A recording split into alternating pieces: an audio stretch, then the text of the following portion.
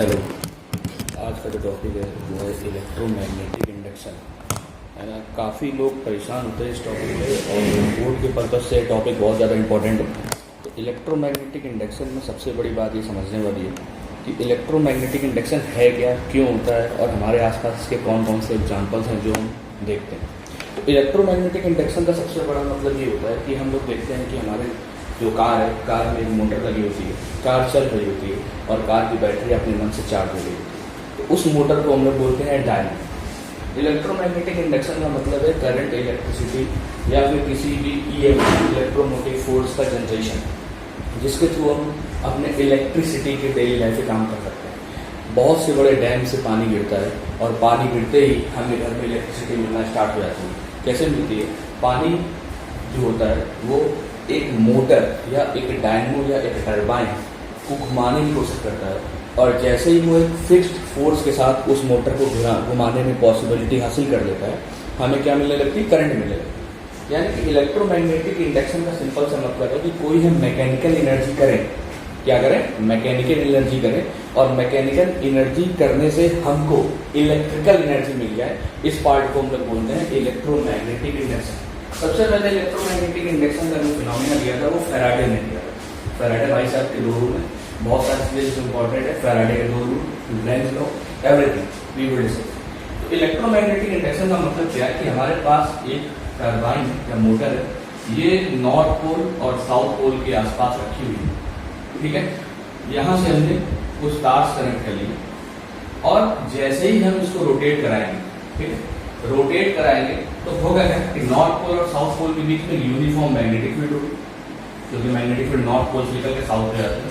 तो इस uniform magnetic field में इसमें एरिया में, इसके एरिया में लगातार चेंज होंगे। कैसे चेंज होंगे? अगर किसी पेपर को हम ले लें और इसको लगातार रोटेट कराएं तो number of magnetic field of line यहाँ पे एरिया में कम पास करेंगे, तो कभी ऐसे हो जाएगा तो ज्यादा पास करेंगे, फिर ऐसे हो जाएगा तो कम पास करेंगे। यानी कि लगातार चेंज हो रहा है मैग्नेटिक फील्ड ऑफ लाइंस जो कि इस एरिया से पास कर रहे हैं। ये सब थोड़ा थोड़ा कॉन्सेप्ट है, उसकी बात समझने की कोशिश करेंगे। तो मतलब क्या है समझ लो। पहले सबसे पहले बात करते हैं मैग्नेटिक फ्लक्स की। क्या है? भला है ये मैग्नेटिक फ्लक्स। जैसे कि इलेक्ट्रिक फ्लक्स में पढ़ा था, इलेक्ट्रिक फ्लक्स में हमने पढ़ा था, क्या पढ़ा था? Number of electric field lines passes per unit area is called electric flux. ऐसे ही मैग्नेटिक फ्लक्स को भी हम लोग डिनोट करते हैं 5B से। और इसका मतलब क्या होता है? कोई भी number of magnetic field of lines, number of magnetic field of lines passes through a unit area. कोई भी यूनिट एरिया कट कर लिया, यहाँ से जितनी number of magnetic field of lines pass कर रही होंगी उसको बोलते हैं मैग्नेटिक फ्लक्स। और इसका भी फॉर्मूला जैसे वहां E डॉट ds होता था, यहाँ पे B डॉट ds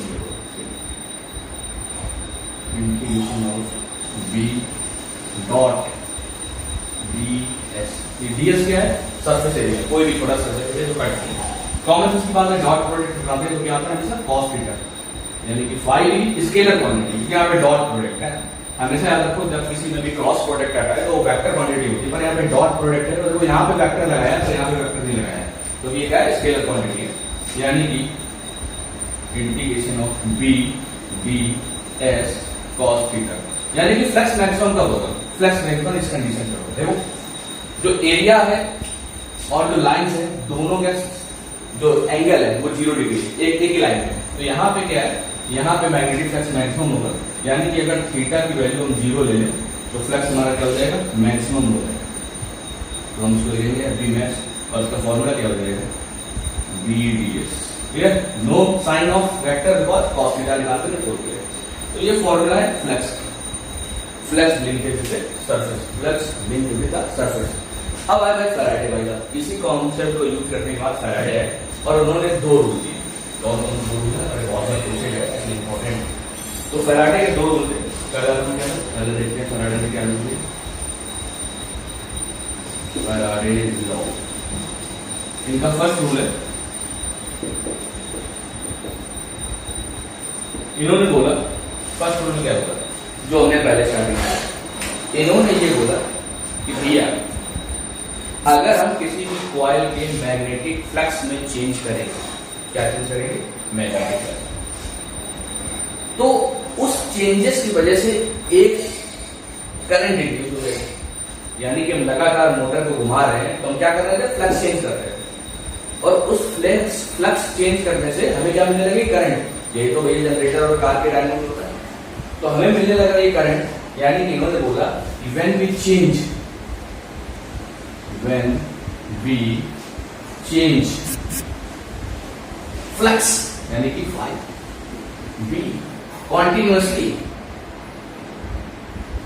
जैसे रुक जाएगा भैया करंट मिलना बंद हो जाएगी, continuously, then and current is induced,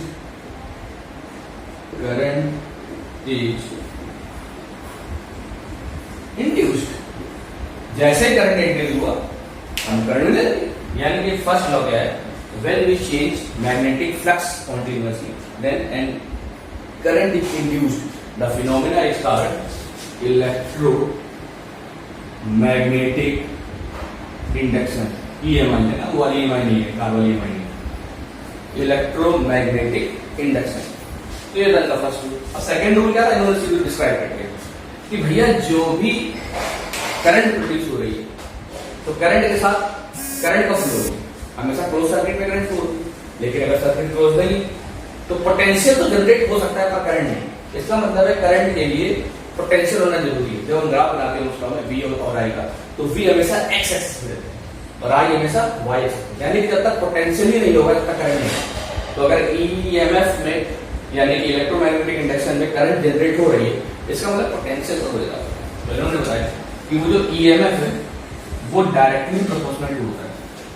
second law है, इन्होंने बताया कि यहाँ पे EMF इलेक्ट्रोमोटिव फोर्स है, जो EMF है वो डायरेक्टली प्रोपोर्शनल टू होता है rate of change of flux. Common sense की बात है, जितनी तेज से मोटर को घुमाओगे उतनी ज्यादा करंट मिलेगी, होता ही है। कार जितनी तेज चलाओ उतनी देर बैठ के आ जाओ। अगर हम कार साइकिल में डायनेमो लगा लें, कॉमन सेंस की बात है, साइकिल उसमें डायनेमो लगा लें और साइकिल को हम धीरे धीरे चलाएं, उसकी बैटरी कभी चार्ज नहीं होगी। लेकिन हम अगर उसी साइकिल की स्पीड बढ़ा दें तो स्पीड बढ़ाने से डायनेमो का रोटेशन बढ़ जाएगा, यानी कि नंबर ऑफ टाइम में ज्यादा कॉइल रोटेट करेगी और ज्यादा बार कॉइल रोटेट करेगी तो फ्लक्स ज्यादा टाइम से चेंज होगा, ज्यादा बार चेंज होगा, यानी कि कई बार चेंज होगा। तो ज्यादा बार चेंज होगा तो EMF ज्यादा प्रोड्यूस होगा, यानी कि EMF is directly proportional to d∅dt। Important formula याद करना रहेगा। तो ये बताया किसने, फैराडे ने, कि EMF is the rate of change of flux. अब यहाँ पे नंबर ऑफ टर्न्स की बात होगी, वो हम बात करेंगे। जितने ज्यादा नंबर ऑफ टर्न्स होंगे उतनी ज्यादा होगी। यहाँ पे n आता है, उसकी बात फिर बात करेंगे। हमें इतना पता लगे कि E directly proportional to d∅dt। अब इसी से रिलेटेड है लेंज, बहुत इंपॉर्टेंट। लेंज लॉ के क्वेश्चन में ज्यादा पूछे जाते हैं, कैसे पूछते बताएं। तो भाई फैराडे ने बता दिया कि इलेक्ट्रोमोटिव फोर्स या EMF प्रोड्यूस होगा जब हम फ्लक्स को लगातार चेंज करें, यानी कि EMF is directly proportional to d∅dt। इस बार में बात करें, लेकिन भाई अपने अर्थ में कंजर्वेशन ऑफ एनर्जी है। तो कंजर्वेशन ऑफ एनर्जी क्या होता है कि भैया एनर्जी ना ही तुम जनरेट कर सकते हो और ना ही इसको खत्म कर सकते हो, है ना। ये तो होता है कंजर्वेशन ऑफ एनर्जी का। तो इसी प्रिंसिपल पे बेस्ड है लेंज लॉ। लेंज एक साइंटिस्ट है, लेंज लॉ। इन्होंने क्या बताया, मतलब कि है DE directly proportional to d∅dt, लेकिन जब तक चेंज होता रहेगा फ्लक्स तब तक हम क्या मिलती रहेगी, EMF। क्या पॉसिबिलिटी है कि हम एक बार EMF या एक बार मोटर घुमा दें और जिंदगी भर घूमती रहे? नहीं पॉसिबिलिटी, क्योंकि बहुत सारे फ्रिक्शन वगैरह वगैरह वहां होते हैं। तो लेंज लॉ में कुछ यही कहना था। उन्होंने ये बोला कि भैया जो मोटर EMF प्रोड्यूस कर रही है या करंट प्रोड्यूस कर रही है, वही मोटर अपने कॉज को अपोज करेगी। क्या मतलब, कुछ बाउंस हो गया ये तो सुना ही होगा, जिस थाली में खाते उस थाली में सुना है, जिस थाली में खा रहा उस थाली में चेक कर रहा है। तो लेंज लॉ ने यही बताया कि due to the conservation of energy the direction of induced EMF is always opposite to changing flux. यानी एक माइनस साइन मतलब लगा दे बताऊंगी। अब तुमने सोचा लेंज लॉ ये माइनस साइन का क्या है, तो इस माइनस साइन का एक सिग्निफिकेंस है, यानी कि इन्होंने क्या लगाया माइनस। फैराडे ने माइनस नहीं लगाया, माइनस किसने बताया, लेंज लॉ ने। भाई माइनस होता है क्यों होता है माइनस? तो माइनस सिग्निफिकेंस का मतलब है अपोजिशन, यानी कि तुम क्या कर रहे हो, लगातार फ्लक्स में चेंज करके ईएमएफ बना रहे हो, लेकिन मैग्नेट को काम करने की जरूरत नहीं, तो क्या अन्य काम करेंगे, जबरदस्ती काम कराना पड़ रहा है, घुमाना पड़ रहा है।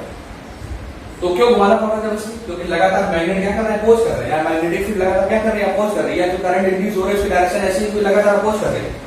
यानी कि लेंज लॉ ने बोला था direction of induce current is such that, क्या बोला, the direction of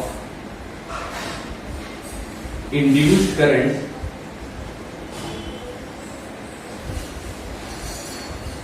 is such that it opposes its cause of generation। समझ में? जो जनरेट कर रहा है उसी को अपोज कर रहा है। ये किसकी वजह से है? नेगेटिव साइन की वजह से। The direction of induced current is such that it opposes it's cause of generation. कुछ लोग बोलेंगे सर यहाँ ईएमएफ आप इंड्यूस्ड करंट की बात कर रहे हैं, अरे यार कौन सा की बात है, आई इक्वल क्या होता है, वी अपॉन आर होता है, तो ई अपॉन आर कर आई इक्वल क्या होगा माइनस टी देकर आई, टी देकर क्या रखोगे, आई आर रखोगे, नीचे चला जाएगा R D five by T, और ऐसे तो कांस्टेंट होता है, तो उससे कोई मतलब, यानी कि रिलेट कर सकते हो, यानी कि the direction of induced current is such that minus I its oppose its cause of generation. तो ये थे लेंज लॉ। तो हमने तीन चीजों के बारे में बात करी कि जो फैराडे का फर्स्ट लॉ क्या था, उन्होंने बताया कि भैया अगर फ्लक्स चेंज करोगे तो ईएमएफ प्रोड्यूस होगा। दूसरा लॉ क्या था फैराडे का कि जो ईएमएफ प्रोड्यूस हो रहा है वो डायरेक्टली प्रोपोर्शनल होगा rate of change of flux. इसके बाद लेंज लॉ, लेंज ने कहा भैया तुम्हें थोड़ी सी गलती तो हम सुधार रहे हैं, कोई भी अपने मन से काम नहीं करता, कोई भी बच्चा अपने मन से नहीं पढ़ता तक उसको फोर्स ना किया जाए। तो उन्होंने क्या बोला कि भैया यहाँ पे माइनस साइन होगा, है ना, और जो डायरेक्शन ऑफ इंड्यूस करंट होगी वो हमेशा अपोजिट होगी इट्स कॉज ऑफ जनरेशन, यानी कि E is directly proportional to minus D five by D. अब इसका एक छोटा सा एप्लीकेशन करके दिखाते हैं। लेंज लॉ मतलब कैसे पता चला फैराडे का लेंज लॉ। तो उन्होंने क्या किया, एक छोटा सा एक्सपेरिमेंट किया, और एक्सपेरिमेंट बहुत बार डायरेक्टली नहीं पूछा जाता, वो डायग्राम बना दिया जाता है और कहता है भैया बताओ डायरेक्शन ऑफ करंट क्या। जब उन्होंने दो कॉइल लिए, इसको कहीं से कनेक्ट कर देंगे वो बात का, और एक मैग्नेट लिए नॉर्थ को एक और कॉइल ले नॉर्थ को। इन्होंने पहले केस में क्या किया, पहले केस में इन्होंने ये किया कि इस मैग्नेट को ये इस तरफ ले गया, और दूसरे केस में क्या किया, इस मैग्नेट को इस तरफ लेके आ रहे। अब मैग्नेट मूव हो रहा है, तो मैग्नेट में मैग्नेटिक फील्ड होती है जो कि नॉर्थ से जाती है और साउथ साइड होती है ना। तो हमको पता है कि पोल पे जो होता है वो magnetic field of number line number of magnetic field ज्यादा होती है पर यूनिट एरिया, कहाँ पे, पोल्स पे, और इक्वेटर पे कम होती है। यानी कि मैग्नेट के अंदर या बाहर भी देखा जाए तो लगातार magnetic field of line change. तो जैसे जैसे पास होगा तो इस लूप में number of magnetic field lines बढ़ी और पर यूनिट एरिया फ्लक्स बढ़ेगा, यानी कि जैसे से पास आएगी फ्लक्स बढ़ेगा, दूर होगी तो फ्लक्स नेग्लिजिबल होगा, और जब पास लाएंगे तो फ्लक्स बढ़ना स्टार्ट हो जाएगा। और इस केस में फ्लक्स कम हो रहा है, यानी चेंज तो दोनों में, तो दोनों में अगर चेंज हो रहा है तो यानी करंट तो दोनों में प्रोड्यूस होगी। ये तो फैराडे ने पहले बता दिया, लेकिन फैराडे ने ये नहीं बताया कि ये करंट कैसी होगी।